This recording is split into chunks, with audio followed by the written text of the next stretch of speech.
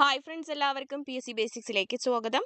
ഇന്നത്തെ ക്ലാസ്സിൽ നമ്മൾ ഡിസ്കസ് ചെയ്യുന്നത് കേരളത്തിലെ ക്ഷേമ പദ്ധതികളെ പറ്റിയിട്ടാണ്. കേരളത്തിലെ ക്ഷേമ പദ്ധതികളാണ് ഡിസ്കസ് ചെയ്യുന്നത്. അപ്പോൾ ക്ഷേമ പദ്ധതികൾ മൊത്തം 20 ക്വസ്റ്റ്യൻസ് ഉണ്ട്. 20 ക്വസ്റ്റ്യൻസിന് നിങ്ങൾക്ക് എത്ര മാർക്ക് കിട്ടി എന്നുള്ളത് താഴെ കമന്റ് ചെയ്യുക.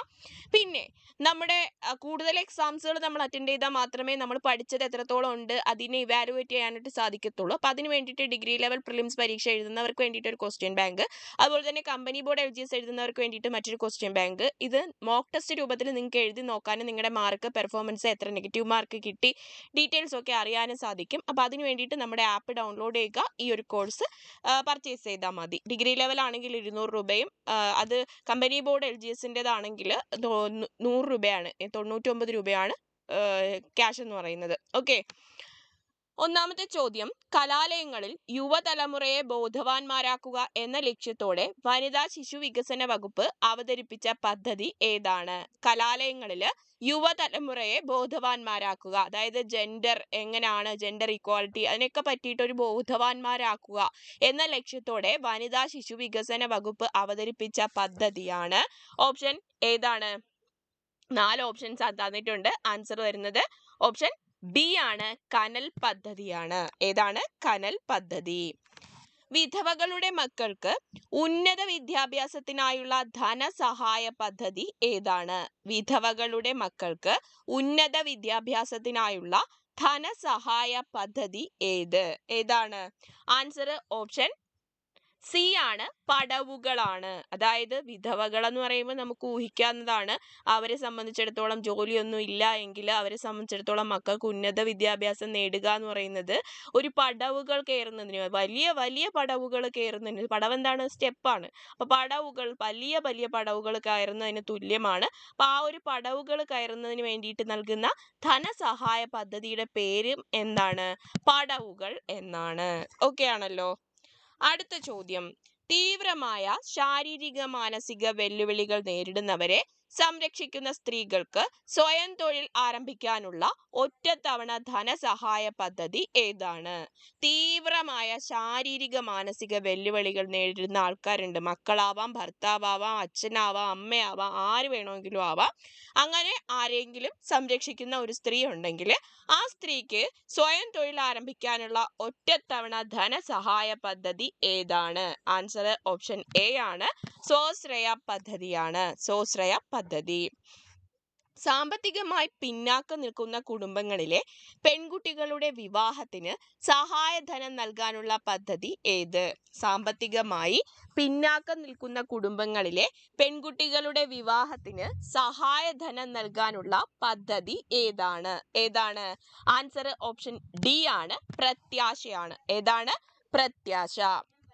സാംസ്കാരിക രംഗത്തെ കേരളത്തിന്റെ മുതൽക്കൂട്ടായ ശ്രേഷ്ഠ നിർമ്മിതികൾ സംരക്ഷിക്കാനും തനത് പൈതൃകം നിലനിർത്താനുമുള്ള പദ്ധതി ഏതാണ്? സാംസ്കാരിക രംഗത്തെ കേരളത്തിന്റെ മുതൽക്കൂട്ടായ ശ്രേഷ്ഠ നിർമ്മിതികൾ സംരക്ഷിക്കാനും തനത് പൈതൃകം നിലനിർത്താനുമുള്ള പദ്ധതിയാണ്, പേര് വെച്ചിട്ട് തന്നെ നമുക്ക് പഠിക്കാൻ പറ്റും, ഗൃഹസ്ഥലിയാണ്. ഓപ്ഷൻ എ ആണ്, ഗൃഹസ്ഥലി. ഏതാണ്? ഗൃഹസ്ഥലി.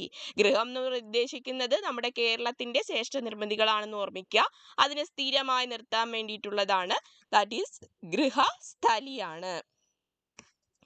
കേരളത്തിലെ എംപ്ലോയ്മെന്റ് എക്സ്ചേഞ്ചുകളിൽ പേര് രജിസ്റ്റർ ചെയ്തിട്ടുള്ള തൊഴിൽ രഹിതരായ വിധവകൾ, ഭർത്താവ് ഉപേക്ഷിച്ചവർ, നിയമാനുസൃതം വിവാഹബന്ധം വേർപെടുത്തിയവർ, അവിവാഹിതകൾ, പട്ടികവർഗത്തിലെ അവിവാഹിതരായ അമ്മമാർ എന്നീ വിഭാഗം സ്ത്രീകൾക്കായി വിഭാവനം ചെയ്തിരിക്കുന്ന സ്വയം തൊഴിൽ പദ്ധതി ഏതാണ് സ്വയം വഴി? ഈ എംപ്ലോയ്മെന്റ് എക്സ്ചേഞ്ച് വഴി സ്ത്രീകൾക്ക് നൽകുന്ന സ്വയം തൊഴിൽ പദ്ധതി തന്നെ അതേതാണ്?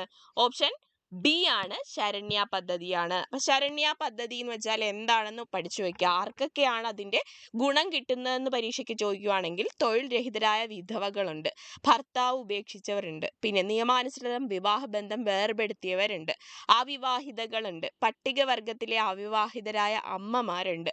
ഇവരൊക്കെ ആണെങ്കിൽ ഇങ്ങനെയുള്ള വിഭാഗത്തിന് സ്ത്രീകൾക്കായിട്ട് വിഭാവനം ചെയ്തിരിക്കുന്ന സ്വയം തൊഴിൽ പദ്ധതിയാണ് ഏത്? ശരണ്യ പദ്ധതി. അടുത്തത്, സംസ്ഥാനത്ത് സാമ്പത്തിക പിന്നാക്കാവസ്ഥ നേരിടുന്ന സംവരണേതര സമുദായ അംഗങ്ങളുടെ സമഗ്ര പുരോഗതി ലക്ഷ്യമാക്കി കേരള സംസ്ഥാന മുന്നാക്ക സമുദായ ക്ഷേമ കോർപ്പറേഷൻ നടപ്പാക്കുന്ന പദ്ധതി ഏതാണ്? സംസ്ഥാനത്ത് സാമ്പത്തികമായിട്ട് പിന്നാക്ക അവസ്ഥ നേരിടുന്ന സംവരണേതര, അതായത് സംവരണത്തിൽ വരുന്ന സമുദായ അംഗങ്ങളാണെങ്കിൽ അവരുടെ സംവരണത്തിൽ വരാത്ത സമുദായ അംഗങ്ങൾ സമഗ്ര പുരോഗതി ലക്ഷ്യമാക്കി കേരള സംസ്ഥാന മുന്നാക്ക സമുദായ ക്ഷേമ കോർപ്പറേഷൻ നടപ്പാക്കുന്ന പദ്ധതിയാണ് ഓപ്ഷൻ സി, വിദ്യാ സമുന്നതി. എന്താണ്?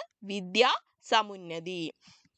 അടുത്തത്, ബധിരരും മൂകരുമായ കുഞ്ഞുങ്ങൾക്ക് കോക്ലിയർ ഇംപ്ലാന്റേഷൻ സർജറിയിലൂടെ കേൾവിയും സംസാരശേഷിയും ലഭ്യമാക്കാനുള്ള പദ്ധതി ഏതാണ്? ബധിരരും മൂകരുമായ കുഞ്ഞുങ്ങൾക്ക് കോക്ലിയർ ഇംപ്ലാന്റേഷൻ സർജറിയിലൂടെ കേൾവിയും സംസാരശേഷിയും ലഭ്യമാക്കാനുള്ള പദ്ധതിയാണ് ഓപ്ഷൻ ഏതാണ്? പേര് വെച്ചിട്ട് ശ്രുതി തരംഗമാണ്. ഏതാണ്? ശ്രുതി തരംഗം. Answer Shruti Tarangam. Autism, cerebral palsy, ബുദ്ധിമാന്ദ്യം, മൾട്ടിപ്പിൾ ഡിസബിലിറ്റി ബാധിതരുടെ അമ്മമാർക്ക് ഉപജീവന മാർഗം ഉറപ്പാക്കാനായി ഇലക്ട്രിക് ഓട്ടോ നൽകുന്ന പദ്ധതി ഏത്?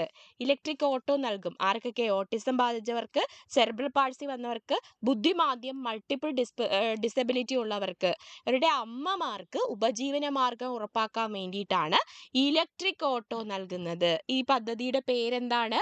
ഓപ്ഷൻ ഡി ആണ്, സ്നേഹയാനം എന്നാണ്. ഓക്കെ, അടുത്തത്, ഭിന്നശേഷിയുള്ള അമ്മമാർക്ക് കുഞ്ഞിന് 2 വയസ്സ് തികയുന്നത് വരെ പ്രതിമാസം 2000 രൂപ ധനസഹായം നൽകുന്ന പദ്ധതി ഏതാണ്? എന്താണ്? ഭിന്നശേഷിയുള്ള അമ്മമാർക്ക് ആ അമ്മമാരുടെ കുഞ്ഞുങ്ങൾക്ക് 2 വയസ്സാകുന്നത് വരെ പ്രതിമാസം 2000 രൂപ ധനസഹായം നൽകുന്ന പദ്ധതിയാണ് ഓപ്ഷൻ ബി, മാതൃജ്യോതി. ഏതാണ്? മാതൃജ്യോതി. 65 വയസ്സിന് മുകളിലുള്ള വയോജനങ്ങളുടെ ആരോഗ്യ സംരക്ഷണം ഉറപ്പുവരുത്താനുള്ള പദ്ധതി. 65 വയസ്സിന് മുകളിലുള്ള വയോജനങ്ങളുടെ ആരോഗ്യം സംരക്ഷണം ഉറപ്പുവരുത്താനുള്ള പദ്ധതിയാണ് ഓപ്ഷൻ സി, വയോമിത്രം. ഏതാണ്? വയോമിത്രം. കാസർഗോഡ് ജില്ലയിലെ എൻഡോസൾഫാൻ ബാധിതർക്ക് പ്രതിമാസ പെൻഷൻ നൽകുന്ന പദ്ധതി ഏത്? കാസർഗോഡ് ജില്ലയിലെ എൻഡോസൾഫാൻ ബാധിതർക്ക് പ്രതിമാസം പെൻഷൻ നൽകുന്ന പദ്ധതിയാണ് ഏതാണ്? സ്നേഹസാന്ത്വനം. ഓപ്ഷൻ ഡി ആണ്, സ്നേഹസാന്ത്വനം. ഏതാണ്? സ്നേഹസാന്ത്വനം. ഭിന്നശേഷി വിഭാഗങ്ങളെ സമൂഹത്തിന്റെ മുഖ്യധാരയിലേക്ക് കൈപിടിച്ചുയർത്താൻ സംസ്ഥാന സർക്കാർ എംപ്ലോയ്മെന്റ് വകുപ്പ് വഴി നടപ്പാക്കുന്ന പദ്ധതിയാണ് ഏത്? ആൻസർ, ഭിന്നശേഷി വിഭാഗങ്ങളെ സമൂഹത്തിന്റെ മുഖ്യധാരയിലേക്ക് കൈപിടിച്ചുയർത്താൻ സംസ്ഥാന സർക്കാർ എംപ്ലോയ്മെന്റ് വകുപ്പ് വഴി നടപ്പാക്കുന്ന പദ്ധതിയാണ് ഏത്? ആൻസർ ഓപ്ഷൻ ബി ആണ്, കൈവല്യ പദ്ധതി. കൈവയ്യാത്തവർക്കുള്ള പദ്ധതി എന്ന് പഠിച്ചാൽ കൈവല്യ പദ്ധതി ഭിന്നശേഷി വിഭാഗങ്ങളെ വേണ്ടിയിട്ടുള്ളതാണെന്ന് ഓർമ്മിച്ചിരിക്കാം. ആരോഗ്യ പരിപാലന രംഗത്ത് കുടുംബശ്രീ മുഖാന്തരം നടപ്പാക്കുന്ന പദ്ധതി ഏത്? ആരോഗ്യ പരിപാലന രംഗത്ത് കുടുംബശ്രീ മുഖാന്തരം നടപ്പാക്കുന്ന പദ്ധതി ഓപ്ഷൻ സി ആണ്, സാന്ത്വനമാണ് കുടുംബശ്രീ മുഖാന്തരം നടപ്പാക്കുന്ന ആരോഗ്യ പരിപാലന പദ്ധതി. സാന്ത്വനം.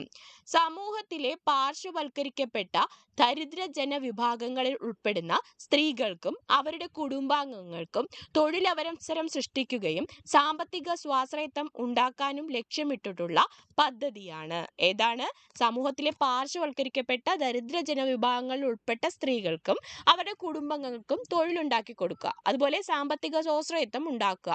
ഇത് ലക്ഷ്യമിട്ടിട്ടുള്ള പദ്ധതിയുടെ പേരാണ് ഓപ്ഷൻ ബി, പ്രത്യാശ.